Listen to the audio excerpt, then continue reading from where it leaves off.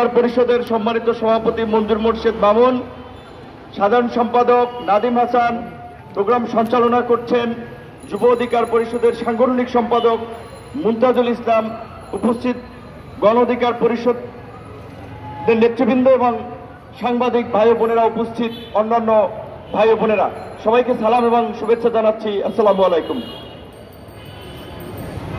আজকে যুব অধিকার পরিষদ সীমান্ত হত্যা নিয়ে এখানে দাঁড়িয়েছে, তাদেরকে ধন্যবাদ জানাই।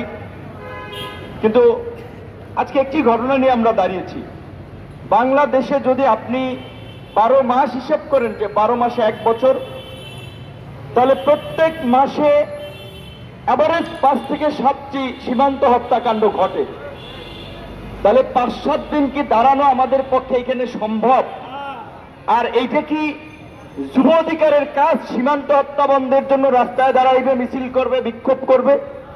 এটা তো স্বাধীন সার্বভৌম রাষ্ট্র হিসেবে সরকারের দায়িত্ব যে তার দেশের সীমান্ত সুরক্ষিত করা, এবং যে সীমান্তরক্ষী বাহিনী তাদের জীবন বিপন্ন করে, জীবনকে দেশের জন্য উৎসর্গ করে তারা সীমান্ত পাহারা দিচ্ছে, তাদেরকে সুরক্ষা দেওয়া। কিন্তু আপনারা একটা ঘটনা বোধহয় হয়তো জানেন যে 2001 সালে কুড়িগ্রামের সেই বড়াইবাড়ি এলাকায় যখন ভারতীয় বিএসএফ অভ্যন্তরে ঢুকে তারা যখন হামলা করছিল, আমাদের জায়গা দখল করেছিল, এর আগে সিলেটে, তখন আমাদের বীর সেনানীরা গুলি করে 16 জন বিএসএফকে দেখিয়ে দিয়েছিল যে বাংলাদেশের পৃথিবী তৎকালীন বিডিআর তারাও কিন্তু পারে। সেই ঘটনা গুগলে যান, ইউটিউবে যান, সমস্ত তথ্য এভিডেন্স পাবেন। সেই সময় বিডিআরের পরিচালক ছিলেন জনাব মেজর জেনারেল ফজলুর রহমান। শেখ হাসিনা সেই সময় ছিলেন ক্ষমতায়।